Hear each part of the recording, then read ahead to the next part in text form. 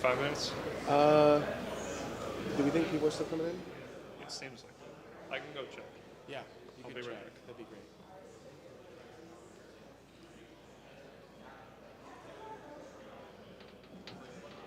Hey everyone, we're just going to give a couple more minutes for some people to filter in, and then we'll start this off. Thank you.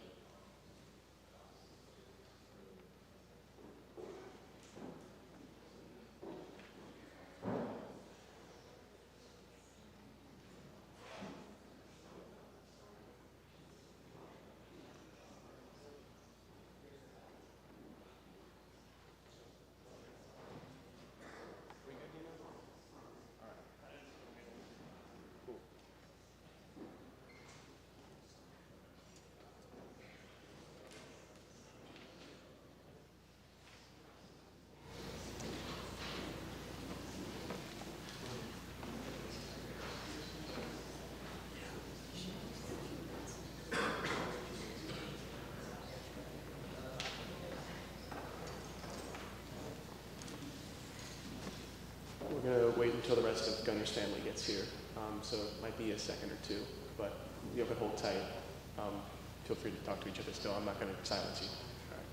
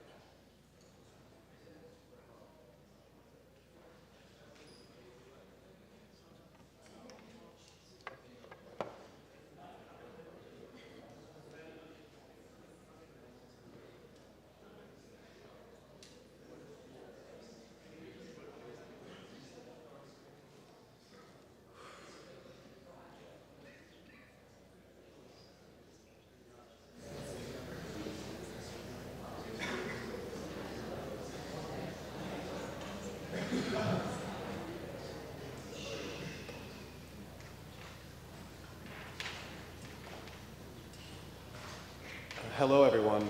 For those of you that I have not yet had the chance to meet, my name is RJ May, and I'm a friend of Gunnar. I'm the current president of his fraternity, Theta Delta Chi, and tonight we will have the opportunity to share our stories about the community here that he built on grounds here with all of us. We're going to continue to remember the kind, passionate, and amazing man that Gunnar is. From his involvement in the Christian organizations at UVA, to TDX, the Bridge program, his study abroad friends, and being a role model for all of us, you really couldn't meet someone on grounds who didn't know who Gunnar was. He was a one-of-a-kind kid who brightened your day, was with you at your lowest, and made you feel like you could truly reach your highest. There aren't words enough that I can say to describe the impact on the university that we all call home here. I want to give a thanks to a multitude of organizations that helped us in having this event happen, including but not limited to the Engineering Student Council, Third Year Council, Fraternity and Sorority Life, the Interfraternity Council, his friends, and most importantly, Sherry, Rick, Logan, Justin, and the rest of Gunnar's family. Thank you all for coming. It means the world to us, and we're so glad we can share this moment with you. To my left, we have provided paper, pens, and envelopes for anyone who would like to write a letter to Gunnar's family and have them take it home to Alton, Missouri, where he's from. If you would like, of course. Write a story about Gunnar or a message to his family or any sort of piece about the UVA community that you feel Gunnar has impacted. Tonight, we're hearing from a variety of people from Gunnar's family who are here to my right, and they will be followed by students and friends Gunnar have made here at the university. Finally, after that, I will be back up here and I'll give a brief conclusion and once again encourage you all to write a letter, a story, or a piece of UVA that you feel Gunnar has helped build. Logan, if you would like to come up here and kick this off, we would all love to hear from you.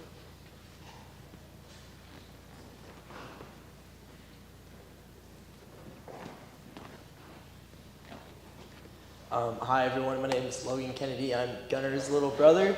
Me and Gunnar were pretty close in age, exactly 1 year and 5 days apart. And I just wanted to talk about his adventure to UVA and who he was before UVA. Something that I could rely on was Gunnar's happiness. Gunnar was always happy to be anywhere he was at, no matter if it was a lot of money, no money, or what activity we were doing. When Gunnar was in elementary, he started to be particularly a standout student. Now, for my hometown and my school, we only had one school in all of our town. No fast food chains, nothing, just one school, a few churches, maybe a restaurant that opens 2 or 3 days a week, and that's about it. When Gunnar was in school, he found that as his solace. It was his happy place. School for Gunnar was not just learning, but it was also exploring. And when Gunnar was a child, exploring was such a part of his identity. I can remember some times when we were younger, Gunnar would always urge me to go outside and just explore and see things. I remember this one time when we bought Gunnar a BB gun for his birthday, and I didn't really think anything of it, but when Gunnar called me and said, "Hey, I shot a bird out of the air with this BB gun." And I said, "How is that possible? Like, it's a BB gun. Like, I mean, that's really hard to do." And he's like, "No, I'm serious." And then he pulls behind his back a bird with it, and I was just like, "What are you doing?" But if you didn't know Gunnar before he started to do computer science, he was just always out in the wilderness. But junior high, he began to really develop his love for and passion for engineering. In junior high, Gunnar got his first computer, and that is where he kicked off. Gunnar, for those of you who don't know who Beta is a National Honor Society for like small rural communities like us. And Gunnar's first year doing computer science, he was a national runner-up in junior high. So he was just incredibly gifted. But even though with all of Gunnar's accomplishments and his great upbringing, one thing that always I loved about Gunnar and that it's irreplaceable is that he just didn't care what anyone else thought. And there's so many times that I would go into his room in junior high and high school and be like, "Hey man, aren't you like missing life? Like there's so much to life than just sitting at a computer and staring at a computer." I said, "What are you doing all day? Like truly, what are you doing?" And he said, "Well, Logan," he said, "there's a lot more to life than just being outdoors." He said, "Yes, it's being outdoors, but it's also making a living and also following my passion." He said, "Computer science is my passion. It's like developing something from nothing into something." And it made me look at things in different perspectives because something that I viewed as maybe being outdoors is more important, he didn't view that also the same. And Gunnar always loved these cowboy hats from our hometown, so I thought I would put one on. So Gunnar's story behind these cowboy hats was in high school one day, the teacher invited all the students to wear their hat to school day. So Gunnar, being extra, decided to get an American cowboy hat.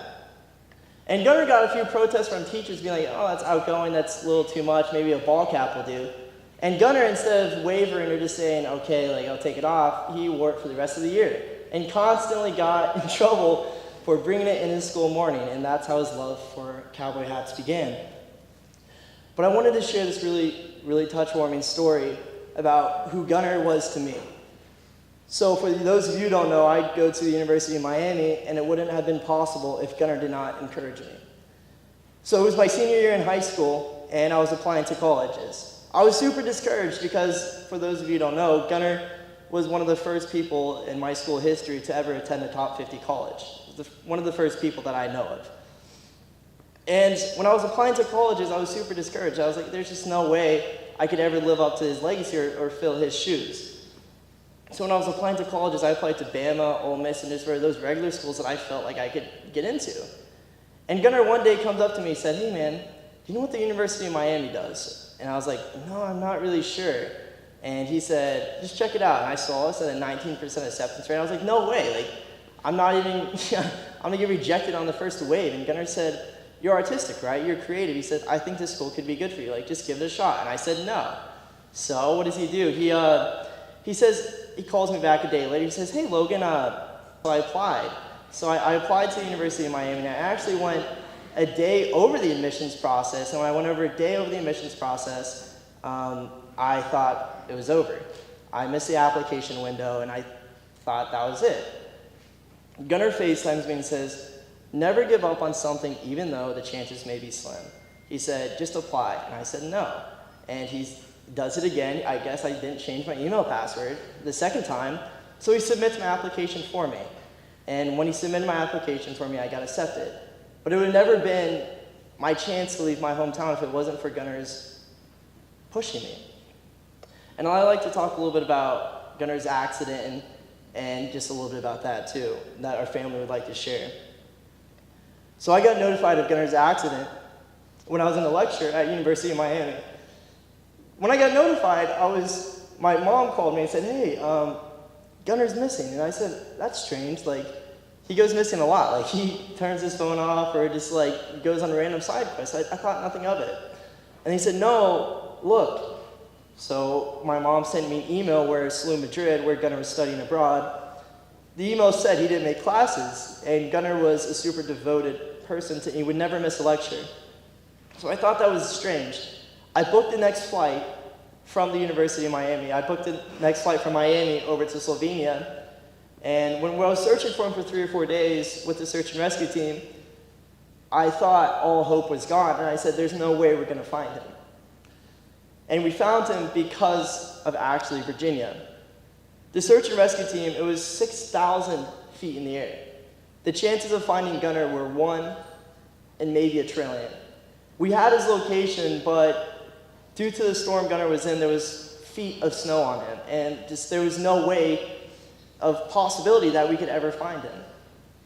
But there was a small thing that they could identify him by. Gunnar was always a super big advocate for the University of Virginia, and he always wore Virginia merch. On the back, he was wearing a windbreaker that spelled Virginia, and it was a big V on the back, and out of the corner of the pilot's eye, they caught the V. And that's how they found Gunnar. Was they found him because of his Virginia, his Virginia sweatshirt was the only reason Gunnar was found. And still to this day, Gunnar is buried in University of Virginia attire. So that's how much University of Virginia meant to Gunnar. It wasn't just a school or an academic institution. It was the beginning of something extraordinary for him. Because in our town, we didn't have a lot of options to go out and travel or seek academic things just beyond our high school. And Gunnar took full advantage of that, visiting more than 15 countries in such a short time and traveling the whole world and getting to see things that I may never even see myself. So to those at the University of Virginia, I just wanted to thank you on behalf of his little brother for really taking care of him, because he always talked about Virginia and he would never really shut up about it. And he was just super passionate to be here, so I just wanted to say thank you on behalf of my family. So thank you.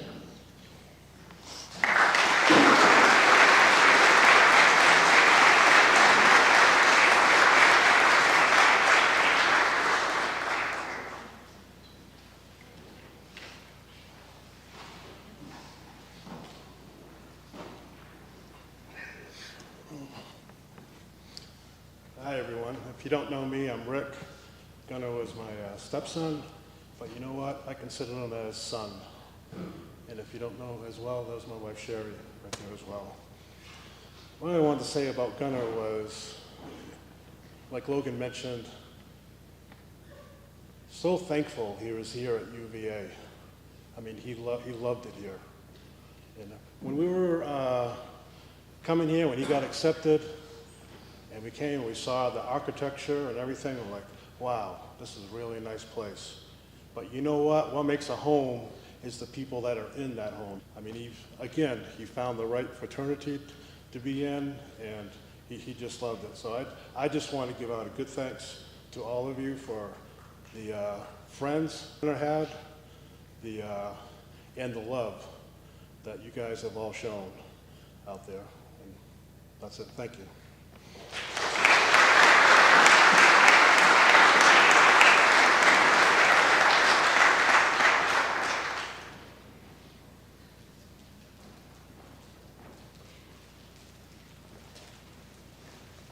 Thank you so much, Logan and Rick, for sharing your stories with us. We really appreciate it.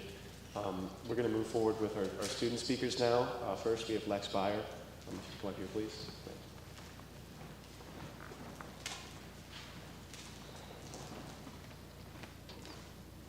My name is Lex Beyer. I was Gunnar's fraternity big as well as a close friend of his. Last weekend, I had the opportunity to visit his hometown of Alton, Missouri. And there, I got to speak with his amazing family and friends and share stories about him. There were many qualities that made Gunnar special, but one in particular kept coming up: Gunnar's embrace of life's randomness. He was the type of guy to send you photos of obese penguins at 1 a.m. or buy a ticket. Both of these things actually happened, by the way. And that was just part of knowing Gunnar. You never truly knew when he was going to show up in your life. You never really knew when he would show up in general, because he was usually at least 30 to 45 minutes late. But that's besides the point. Gunnar mastered the art of the side quest. He was always chasing these small, unplanned adventures, moments outside the main storyline of his life. But he did so often that those side quests became the main story, and in the process, he changed the lives of those along for the ride. Let me give you an example. One night last February, I was at a party when I saw Gunnar walking towards me. First thing he said was, "Let's go skiing tomorrow." Mind you, neither of us really had much skiing experience, and I was hesitant. As a UVA student, you can come up with a million excuses to get out of things. Mine was that I had a group project meeting that next day. He looked at me and said, "Chop up the slopes, not your homework. You'll have homework every day for the rest of school, but you can only go skiing with your friends a few times a year." It was enough for me, so we went. Not having much experience, we rented beginner skis, which, if you don't know, break off easily and are notoriously hard to control. So naturally, with that equipment, we decided to go down black diamonds. What followed was a series of epic wipeouts and legs so sore we felt like we'd done 8 leg days in a row, but also a feeling of pure excitement and adrenaline. At some point in the trip, I sent my dad a photo of us on the lift to show him my side quest. My dad texted back, "You? Ski?" Then he told me he was planning to take my grandfather on a ski trip for his 80th birthday, and that I should come along. So I did, and I remember sitting with my grandfather on the lift and him telling me how much it meant to him that he got to be 80 years old and ski with his grandson. That meaningful moment would never have happened without Gunnar's spontaneous invitation. You see, Gunnar was the kind of person who helped you discover yourself, someone who inspired you to live more deeply and more meaningfully.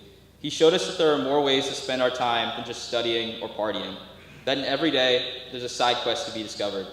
If there's one thing I hope you take away from this, it's that honoring Gunnar means living like he did, saying yes more often, taking the detour, and finding joy in life's beautiful randomness. And as Gunnar once said, once you get the confidence, it's barbecue chicken from there. Thank you.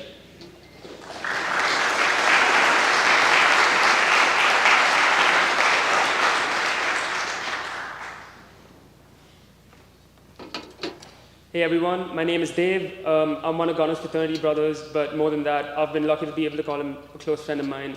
First of all, I'd want to say thank you to the Kennedy family, Sherry, Rick, Logan for being here. It does mean quite a lot to all of us that you guys were able to make it. A couple of days ago, I was doing this, mourning Gunnar's loss and ugly crying in front of the entire family, all his close friends. But today, I'm not here to mourn, I'm here to celebrate Gunnar's life. As I joined TDX, I didn't really know who Gunnar was, but then one day I got a text from a random number saying, hey, we should play some Mario Kart. And that's when I knew there's something different about this guy. From the moment I met him, he had this presence, this light that made a room feel just warmer by walking in. I grew up an only child, but Gunnar became the older brother I never had. He was always there to give me advice, to talk to me late at night, just side quest as he always did. In the spring this year, we both decided to start learning how to play the piano, and I suck. So I just sit there, play a stupid little tune for like a couple of seconds, and he'd go, hey, that was pretty good. And then he'd sit down next to me, and then all of a sudden it's Oppenheimer. But you know what? That's how Gunnar was. He was always humble, always supportive, and somehow great at everything. From teaching me how to play pickleball, digging a hole at the beach, late night talks, even planning a trip back to India where I'm from. These are all memories I'm going to hold on forever. What I miss most isn't just going to be the big moments, but also the little ones, his laugh, his energy, the way he made ordinary days feel special. He just made life feel a lot fuller.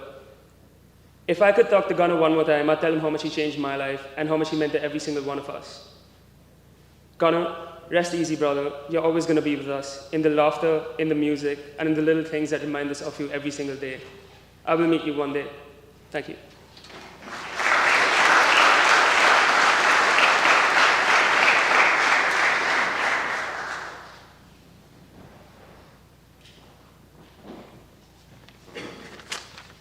Hi everyone, my name is Aaron Silver.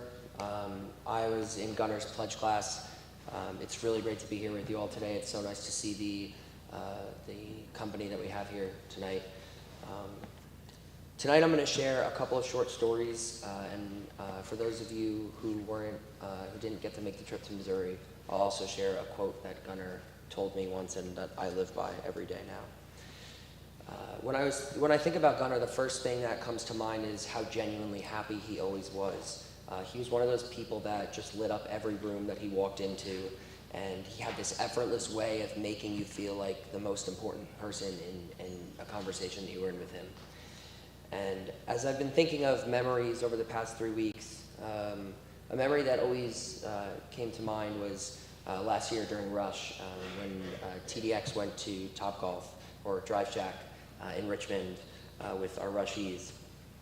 And Gunnar had absolutely no idea how to play golf. He had never swung a golf club, and he took the golf club and he was holding it wrong, and he looked at me and he said, Aaron, I heard you're good at golf. I cannot swing this club, I need help. And he genuinely wanted to learn from me, something that he always wanted to learn something from everyone that he met. And so I taught him a few things. I helped him position his stance. I took a swing and then he took a swing for the first time and he said, wow, that actually worked. And it was a small moment, but it was very him, and it was curious and completely just great to be in the moment and learn something new for him. So something else I've been thinking about is how adventurous he was. He always seemed to chase life, and whether it was traveling the world, hiking, skiing, he just said yes to things just spontaneously all the time. And he made you want to do more and to explore more. So about 2 years ago, I got scuba certified, and one of the things I was thinking about this summer when he was posting all these pictures on his Instagram and Snapchat of his travels was talking to him about scuba diving, and I wanted to ask if he was certified. And if he was, or even if he wasn't, I wanted to ask him to go somewhere crazy and dive with me. I never got the chance to ask him that question. But I'd like to think he would have said yes without hesitation, because that's who he was. He was always ready for the next adventure. The last story I have, some of you may have heard if you traveled to Missouri for Gunnar's funeral this past weekend, but I want to talk about a quote Gunnar said. One time during pledging, I was probably complaining about something or someone, and I don't even remember what it was, but Gunnar looked at me and he said, "Don't burn bridges, make good deals." And I remember immediately taking a Sharpie and writing it on the roof of TDX. And at the time, I think I just thought it sounded funny and clever, but thinking about what he said to me over the past few weeks, I just have kind of put it together that it means a lot more than that. He wanted me to know that I shouldn't burn bridges with someone just because I was upset. And make good deals was not necessarily about money, but it was about finding balance with people. and talking to them in a way where everyone is happy in the end. And that's what Gunnar was about. He smiled through it all, through the ups and downs. Gunnar didn't just say things that sounded clever or funny, he actually put them into action, and he showed us what it means to be joyful, kind, and endlessly good. And I think that we'll all carry that with us. Thank you.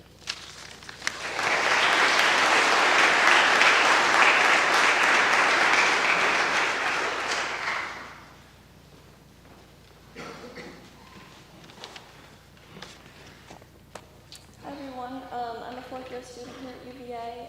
My name's Mariah, and I was a friend of Gunnar's. When I first met Gunnar, I was sitting by the gate in the Istanbul airport waiting to board a connecting flight that would take us into the capital city of Jordan.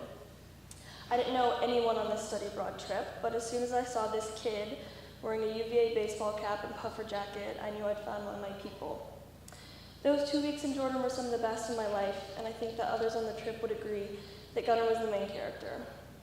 From doing his best to speak Arabic and bargain in the markets, dancing with the Jordanian flag at our professor's family farm, and always striking the funniest poses for pictures, he never failed to make us all laugh. He took the time to connect with every one of us in different ways. He walked through the world treating everyone as if they were already his best friend. Wherever Gunnar went, he was always the greatest heart, the biggest smile, and the brightest star. My family has a tradition to honor loved ones when they pass by giving them a star. When we look up at the night sky, we are reminded of all the light and love from those who are no longer with us on Earth. I spent a long time trying to find the right star for Gunnar, and with the help of my sister, who is an aerospace engineer major, we found the perfect star for Gunnar. It's called Epsilon. It's a young, active star with a very strong magnetic field, just like Gunnar. It is one of the closest stars that we can see without a telescope. Its constellation never sets below the horizon, and it's visible all year round. In Greek, Epsilon is often associated with the concept of beginning, a small yet significant element that can initiate a large transformation. I believe this is how Gunnar saw the world, each opportunity a million new beginnings that amounted to a really exciting life. So every once in a while, when we get the chance to look up at the stars, may we all see Gunnar shining down on us, being a light in the darkness, and reminding us to begin again. Thank you.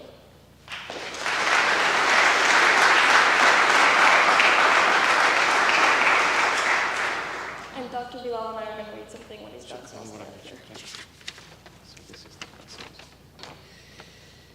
Hello everyone, my name is Bilal Humaydan, an associate professor in the Department of Middle Eastern and South Asian Languages and Cultures, and the director of the J-Term program in Jordan. I had the honor of teaching Gunnar and working with him last January during our study abroad course in Jordan. The program was only 14 days, but I felt as though I had known Gunnar for much longer. This is very true when taking special students to my country, such as Gunnar and the rest of the students, because during the program we are together 24/7. We eat together, we sleep in the same building, we ride the same bus, we go to multiple tours together, dance together, take hundreds of pictures together. So it felt that I known Gunnar for a very long time. And the level of connection and bonding that we actually develop and maintain is very remarkable and hard to describe. I knew how much he enjoyed the program, and I knew that his appreciation came from his heart and was very sincere. I want to share a few words and sentences that deeply touched me personally from his final paper that he submitted on the 12th of January, the day I think the second day when he arrived from Jordan. And I would love my student, Moriah, to read them for you guys. Yes. Okay, Gunnar said, I admire Dr. Bilal and recognize that he is one blessed by God. To Dr. Bilal, I wish you and your family the best. I appreciate the opportunity to learn from you all. I am forever grateful for this opportunity. May our gods continue to bless us and allow us to grow and experience the beauty of their creations. Alhamdulillah. Thank you, Mara. So Gunnar in his final paper commented on lots of things, such as hospitality, kindness, and humility. Everything he commented on in his final paper perfectly captured who Gunnar was. He was a humble man, kind, generous, a very grateful man. What actually touched me very deeply is his use of the word gods in the plural form, not one God. Okay? And this is actually Gunnar's way of respecting other peoples and their faiths. And this is a way to honor the diversity of people that he met, the diversity of beliefs of the people he met in Jordan and beyond. And he ended his final paper with the word Alhamdulillah. Alhamdulillah is one of the Arabic words and phrases he learned in Jordan. Alhamdulillah means thanks or praise be to God or thanks God. I want to say to Gunnar, I also admired you a lot, and I'm very grateful to God first and to UVA and to ISO for this opportunity. It feels very, very special that I take my students to my home country and show them my home city where I was born, to the school that I went to the streets that I would play on, and to the market where I would do shopping. And last year we spent 2 nights and 3 days in my hometown. And that was the most, special thing. And Gunnar commented on this in his final paper. He said this was the most inspirational aspect of the trip. So, Alhamdulillah, thank God again for this opportunity to have worked with him and with my lovely students. I want to thank his family for raising such a remarkable kid. Thank you so much. I think everything we witnessed from Gunnar, everything that we saw from Gunnar, and everything that we felt is actually a true reflection of the love and the values he learned from you. So thank you so much. And also thank you for showing us that the word family extends far beyond its biological definition. I loved Justin, Gunnar's brother. He was a very strong man. He showed us that the word family means friends, professors, everybody who spent a moment of life with Gunnar. So the strength that I saw in Justin was the light that I saw in Gunnar. And finally, I want to say, Allah yarhamuh, may his soul rest in peace, and may he rest in peace, and may his memory continue to inspire us in the same path, humility, kindness, respect, and love for each other. And thank you so much, wa alhamdulillah.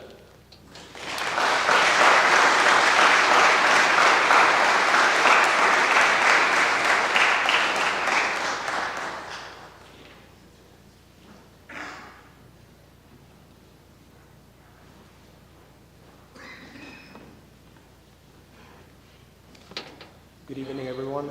I want to start off by saying thank you to each and every one of you for taking the time to come here to celebrate Gunnar's memory and remember what a good friend and person he was. My name is Alejandro, and I was one of Gunnar's fraternity brothers, but most importantly, a friend. So I first met Gunnar in the rush cycle of 2024. When he stumbled through our doors because his friend Franz had brought him along. My first impression of Gunnar was that there were many impressions of him, but 2 that stood out to me were the following. The first one was that he was very complimentary. He always had something good to say about the person he was talking to, and at first I was a little bit skeptical. I thought to myself, how could somebody be so positive, always looking for the good in others, even though they hadn't really met them for long. But the more I got to know Gunnar, the more I realized that he meant everything that he said. The more I knew him, the more I realized how much love was in his heart and how much he always had to, he brought the best out of people, even the ones he hadn't known for long. The second thing that stood out to me from Gunnar was that he was dead sober. He didn't do no substances, no alcohol, was no interest to him. But the one thing that he was high on was life. Gunnar was very adventurous. As you guys might have known, he's had many travels. He's been to Greece, he's been to Jordan, he's been to Berlin, he's even climbed an active volcano. And one thing that Gunnar always did when he went on his travels is get things from those places and bring them back home to his loved ones, to his friends, to his family. And you may be wondering what I'm wearing around me. And this is a keffiyeh. It is a staple of Jordanian culture. It is a piece of clothing that a lot of people wear over there. And Gunnar got a lot of these actually from a flea market. And he brought them back to us in TDX and gave it to us. And at first I was like really surprised. I wasn't expecting to get such a gift like this. And even though I wasn't able to like see the full extent of what this truly meant at the time, now that Gunnar has passed and he's in a better place now, I see it as a way for me to like remember and reminisce him. There's times when like I just like sit down and just having this around me, and being able to hold it kind of like makes me feel like he's still with me. But most importantly, one thing I do want to say is that leave a big impact on, well, me and everybody he had the pleasure of meeting. On my end, I've always been, always had this like knack or this desire to like go out and explore. And Gunnar, well, he loved side questing. And I remember last February, one day one of our brothers named Ant-Man, he wanted to go on a hike to Humpback Rock. I'd never been, and I was thinking about going, but I didn't know if I had it in me to make it happen. However, like Gunnar, he immediately signed up, and I told him that when I told him that I was interested, he was like, okay, you're coming along with me. So we went to Humpback Rock, and most of you guys know that it's a little difficult. At the beginning, it's very steep. And well, I was struggling a little bit, and Gunnar and Nate like just taught me a few like tips on how to go about it. To scale up the mountain, you have to like put your arms behind you and act like an old man. Just keep going forward. And I just remember when we got up to the mountain, we like looked at the sunset, and it was beautiful. And we just like talked and had a great time. And I don't know. All that is to say that I will take a lot from having been friends with Gunnar, and I hope to like live at least a little bit, or like to live as much as he did, given all his like troubles and adventures. And I hope to like be able to follow suit with that too one day and honor him moving forward. Thank you.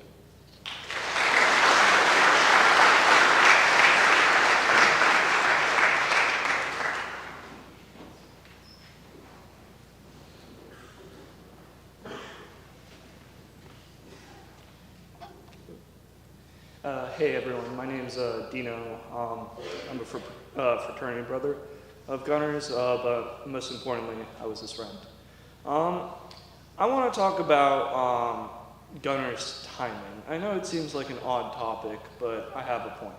So one of my, let's say, fondest memories is at the end of Rush on bid day, we told our guys who were interested in joining, be at the house at a certain time, right? And most of his PC was there, right? But we're like, where's Gunnar? we were sure he was gonna join, right?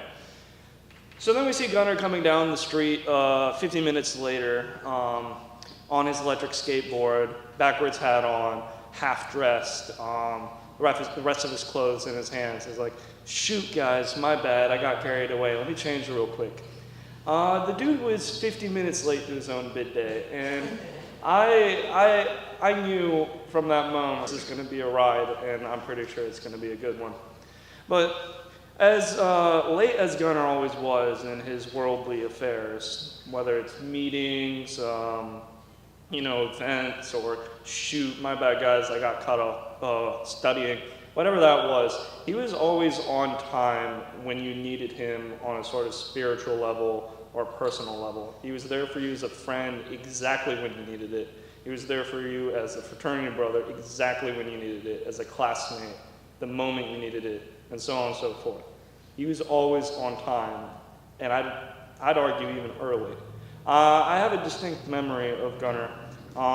Actually, shortly after he joined, I was going personally through some bad times, but I always remember Gunnar encouraging me to take what good I had with me, my friends, my family, my colleagues, my classmates. Take that, run with that, right? Experience the bad as it came, but remember what I actually had. And I didn't recognize it at the time. I thought it was this novel idea that had just popped into my head. I truly thought I was a visionary. But no, it turns out it was Gunnar.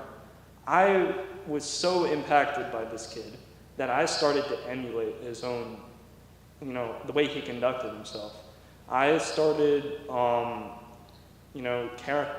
caring less about like the potential, drawbacks about things and just doing things. Like, if something bad happened, I'd be like, man, that sucked, and I'd move on with my life. And I owe that to Gunnar. Gunnar was that person. He was always one to take things in stride. I remember we had unfortunately also that spring, the fraternity itself had a crisis. I won't go into it, but we were all in shambles, to say the least, right? And then Gunnar characteristically comes in half an hour late, but without even knowing what was going on. He just scanned the room, took one look at our faces, and went, guys, it's going to be all right. And, anyone else could have said that. We probably would have looked at them and be like, what are you talking about? We're in shambles. But Gunnar, we all were quiet and we listened, and then we actually started to get productive in the meeting. That was the effect he had on people. So if there's anything I'm going to take away from my friend Gunnar, it's just how to live a life that's worth living. It's to live in the moment, right? The past is the past. It can inform. You can learn from it, but it shouldn't dictate what you do. You take whatever was good in your life, you move forward, right? And I hope to emulate and continue learning from his life as I go forward here at UVA, later in my life, and up until I get to meet him again, God willing. Thank you.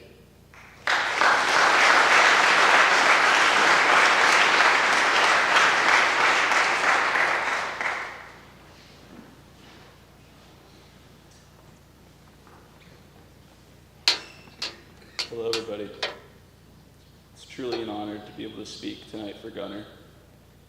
Public speaking has never been something I've been comfortable with, but I know without a doubt that Gunnar would have done the same or more for any one of his friends. So it feels right to stand here tonight and share a few words about him. My name is Connor, and I had the privilege of calling Gunnar my friend and my fraternity brother. Losing Gunnar has been one of the toughest things any of us have ever gone through. He had this incredible ability to light up a room the second he walked in, not because he tried to, but because his energy and his kindness were contagious.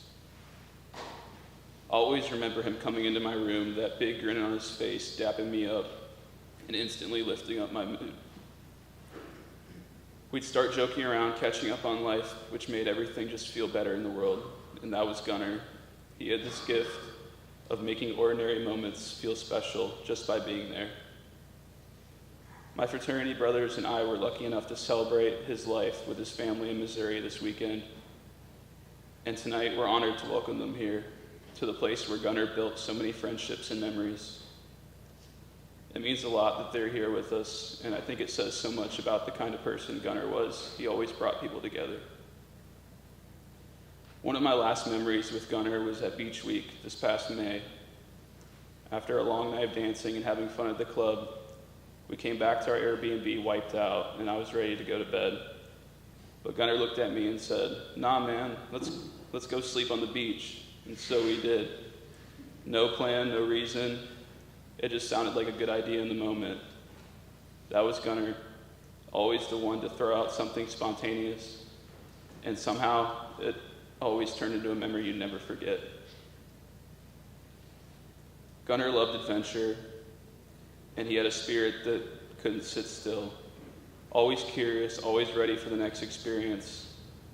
It feels almost fitting in a way that's hard to put into words that he left this world doing something he loved, exploring somewhere beautiful, but that doesn't make it any easier. What it does do, though, is remind us to live the way Gunnar did, to say yes to things, to care deeply about each other, and to find laughter and bring positive energy wherever we can. As we stand here tonight, I hope we can hold on to the things Gunnar taught us We will miss you, Gunnar. Thank you for everything you brought into our lives.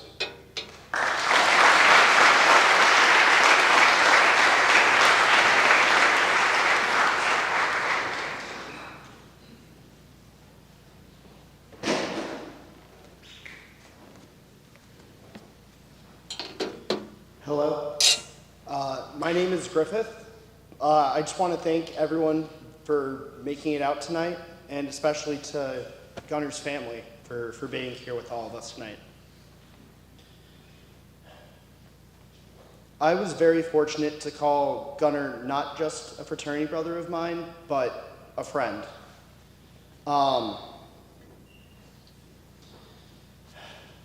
Losing Gunnar has been incredibly difficult for everyone who knew him. For those of us who did, we can all agree that he was a truly unique person, always willing to help, always seeing the best in everyone.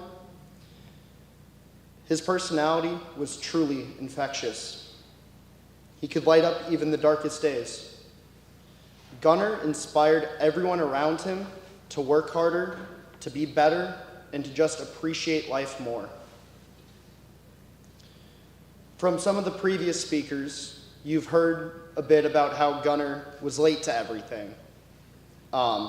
We, as a brotherhood, joked that he was on Gunnar standard time because he would show up about 30, 40 minutes late to everything. I mean, when we showed up to his dorm his first year to give him a bid, I had to call him 6 times to get him to wake up, just to be able to get him outside.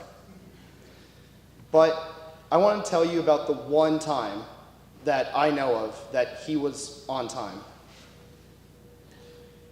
So Gunnar dropped pledging Theta Delta Chi, and like a couple of days later, the incident that Kasich had occurred. And right before the Greek life suspension was up, we had some composite photos coming up. For those of you who don't know what that is, it's a photo of every brother and their position that hangs in fraternity houses. And so, you know, me and our president at the time, we had really wanted to get Gunnar back into our fraternity to rejoin us. And so I'm hanging out with one brother, and I'm just like, man, should I just invite Gunnar to come to our composite photos tomorrow? And in this brother's infinite wisdom, he just says, dude, why the fuck not? So following that wisdom, I proceeded to call Gunnar right on the spot. It was around midnight, and he answered, fortunately. We talked for about 40-ish minutes, catching up, talking about everything that had been happening in his life. And right before I hung up, I said, hey, we have some composite photos tomorrow. I had to explain what that was to him. And he said, cool, I'll be there. The next day, Gunnar wasn't just on time. He was early. I never thought I would see the day, but he was early. He was actually the second person there after me. A little later, once things were running smoothly, our president and I pulled him aside and we had a conversation about everything and how we wanted him to rejoin. And very thankfully, he did choose to rejoin us. And I'll just forever be grateful that Gunnar not only answered that call, but that for once, he actually showed up right on time.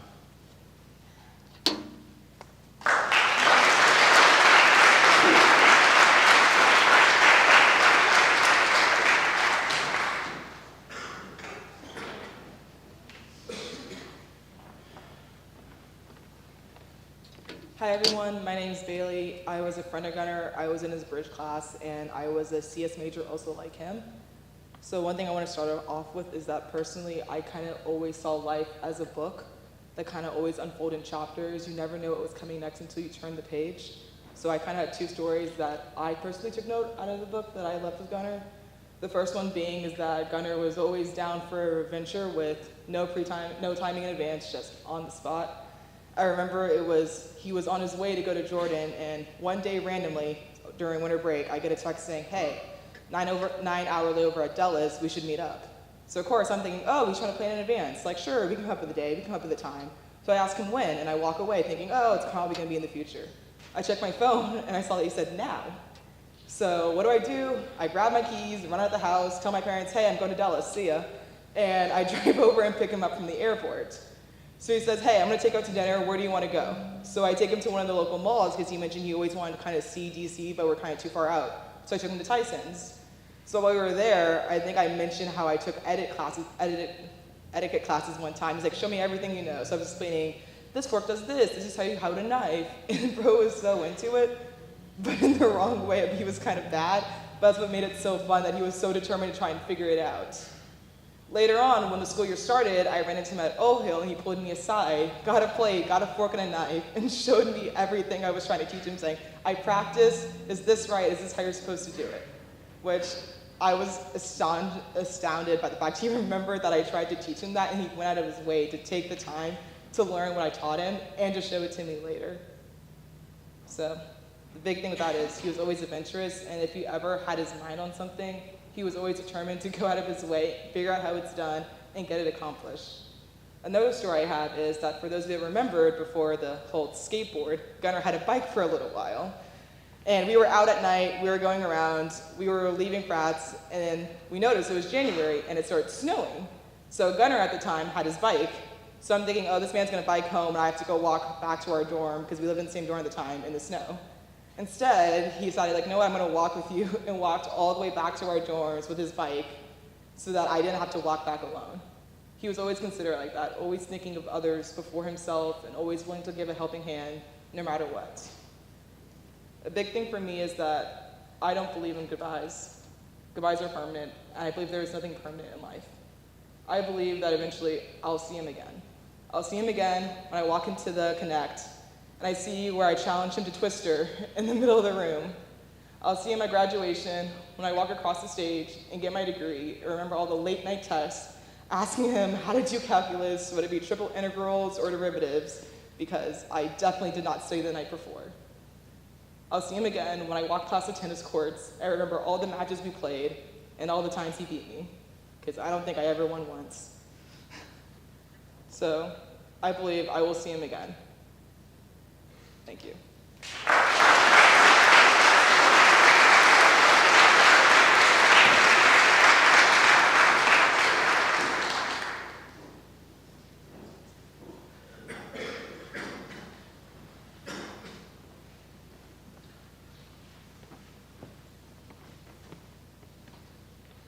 Hello, everybody. I'm Franz. I'm part of Gunnar's bridge cohort. I'm his friend. And I'm also honorary part of Bond 436. And today I want to talk about sharing stories. Over the last couple of weeks, we've been sharing stories with everybody at Bond, with everybody in the city, the Connect, and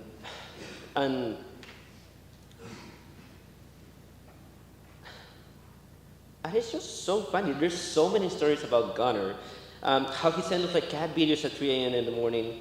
How we have like photos and videos of his skateboard, like him going up Alderman Road like at 2 a.m. How like there's photos of Scotland, him in Scotland, and all the places he traveled. And we also had stories about how Gunnar loved drunk burgers, how he was late to everything. And I even wondered, man, this guy's gonna be late to his own funeral. And there's a reason why we all share stories about Gunnar, because there's no one more humble and good as a friend as Gunnar. So let me share a story. Gunnar really liked canes. I also like canes. I remember that Gunnar was so busy with, at the time he was busy with the frats, he was busy with his work at Darden, and he was busy with his schoolwork. So he was coming at the dorm at like 2 or 3 a.m., and I really wanted to do something nice for him, so I just bought canes. I ended up buying canes three different nights. So what I was trying to do is like, okay, I'll eat a little bit of the canes, right? But then I say, hey Gunnar, I feel like too full. Will you like a piece of the canes? This guy loves canes. So for the first 2 nights, he said, Shukriyat, brother, all yours, brother. And it was until the third night that he finally accepted my canes.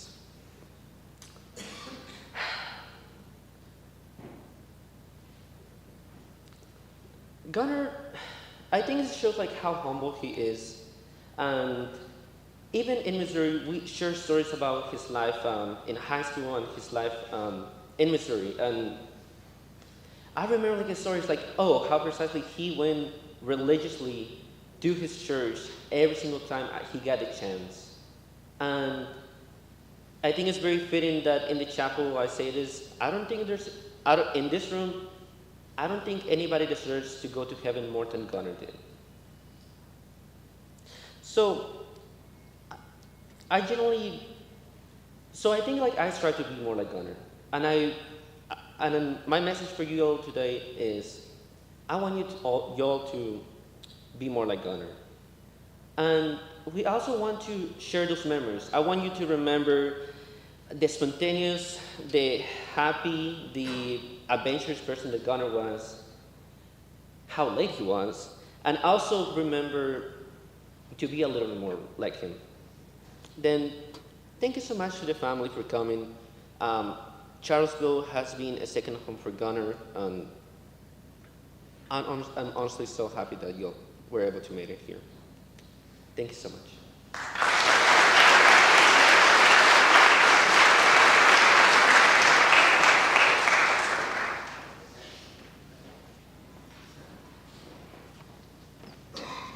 Hi, my name is Aniket. Gunnar was my bridge counselor. So Gunnar was the first person I met here at UVA. I came early last summer before my first year for a program called Bridge. It's an engineering program where you take a class and you live on campus before the semester starts, and he did it as well his first year. I was very, very nervous. I was scared of not fitting in, of being weird, of no one wanting to talk to me. And on that drive there to Charlottesville from DC, I remember just thinking all of these things and sitting in the car and the silent.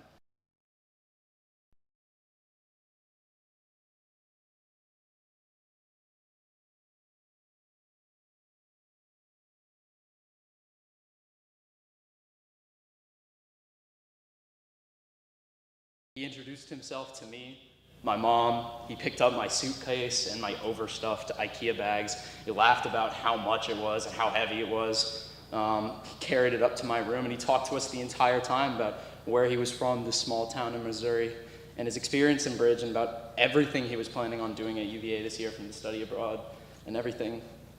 He asked me and my mom like questions about where we were from and about how India was for us, and he asked us about like what I was excited for in the program, and he did it like it was the easiest thing in the world. He didn't know me at all, but he saw me, and in that small little interaction for like 3 minutes, every anxious thought I had about being at UVA went away. And that was Gunnar. He was endlessly kind. He was endlessly curious about everything and everyone, and he was always genuinely present. He had this way of looking at you and listening to you like what you were talking about genuinely mattered, and like it was the only thing in the world that mattered right then and there. He asked questions that made you feel interesting, even when you weren't saying much, or even when you weren't even trying to be interesting, even when you didn't feel like you were interesting. For example, when I buzzed my hair for the second time, I really felt that I had possibly made the second worst decision of my young adult life. And he actually saw me and told me that I looked good, and he made a celebrity comparison to someone named Marlon. And although that was most certainly untrue, it really made me laugh, and I felt a lot better about it. He made people feel very safe. He made people feel loved. And it wasn't just people that he loved, it was the entire world itself. He had this rare kind of curiosity that was equal parts intellect and awe. He wanted to understand things, but to feel them as well. He marveled and valued the big things like a beautiful landscape or great personal accomplishments or traveling all over the world. And he also valued little things like a haircut or conversations about something stupid like how a cow goes from a cow to a hamburger, or like the ropes course that was behind UVA, putting his all in that. He lived everything with the same intensity and the same warmth and vivacity. He truly embodied this belief that meaning and solace in our life isn't to be found in the heavens and the peaks and the valleys, but instead it's in these grooves and the knuckle indents and the granular scale of the trenches of everyday living. You don't need to be loving, be curious, be decent. That's heroism enough. He was passionate about everything, about learning, traveling, exploring, creating. He wanted to see as much of the world as he could, not just to say that he had seen the world, but that he had known it as well. He was willing to risk to keep learning and growing. I want to put a quote from C.S. Lewis once. C.S. Lewis that really stick with me in the last couple of weeks. There is no safe investment. To love at all is to be vulnerable. Love anything, and your heart will certainly be wrung and possibly be broken. The only place outside of heaven where you can be perfectly safe from all the dangers and perturbations of love is hell. To love is to risk heartbreak, these are my words now. And yet, Gunnar made that risk feel like the only thing that was worth doing. He reminded me and us that curiosity and attention are the strongest forms of love, that to ask, to notice, to care deeply about people in the world, that's to say that I am alive and so are you, and that is a beautiful thing. Because the culmination of love, of all love, is grief. And we love anyways. We open our hearts to the world knowing full well that they will break, that they might break, because to grieve deeply is simply the other side of having loved. And Gunnar reminded us that that is the whole point, not to live in safety, not to close our hearts, to place them in coffins and let them sit quietly, but to live openly, freely, and to let all of the experiences come through us, good or bad, to love the world as he did, curiously, fiercely, and without hesitation. I grieve not only who he was, but the person that he would have become, who we were when we were with him. But what he did give us indoors always is gentleness, kindness, curiosity, warmth, the way that he said broader, or did his fake accent when he wanted to make something funny. All of these things stay. They're this quiet gravity that holds us close to what's all still good in our lives. And it's this weird grace that comes with grief, that even after this unimaginable collision, something does remain, and we carry fragments of his orbit in our lives, in our own lives. Even now, he moves through the ways that we choose to be kind, to be curious, and to be brave enough to love again, and to keep going. I want to end my speech with a passage from Mark Kingwell on grief and moving forward. You cannot be happy alone, and you cannot be happy together. Mourning mourns the loss of a possible future, the not yet that now will never be. Everything ends, including you. Love is not eternal, it is not even hardy, but accepting this takes a form and amount of courage that nobody but you will ever see or even appreciate. You can't change any of this. You have to live with it. Get up, begin, make your way from the bed to the shower. Remember that this is the hardest thing that you will do all day. Thank you, Gunnar, for everything. Keep exploring forever. We love you very much.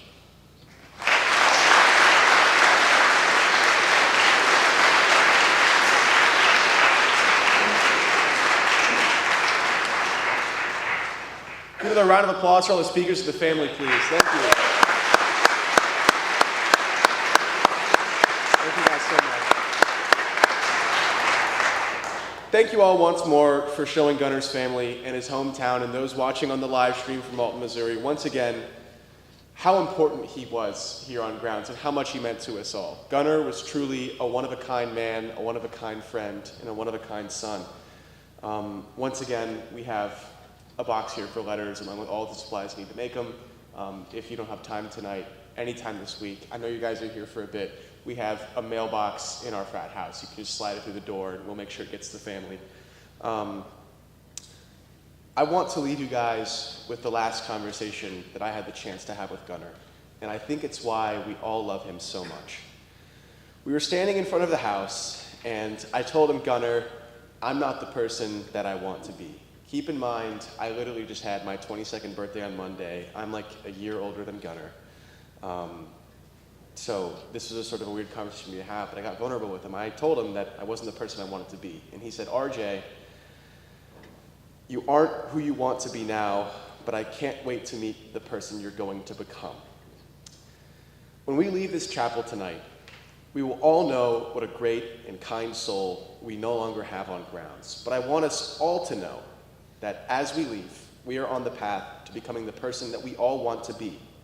And that as we leave, we know that Gunnar is going to be proud of us all. We're all going to be the person that he saw within us. Thank you all for coming tonight. Thank you, Sherry, Rick, Logan, for being able to make it. Thank you, Justin, and the rest of Gunnar's family on the live stream. I know you guys are watching. You guys have a wonderful night. Get home safe, and thank you for coming.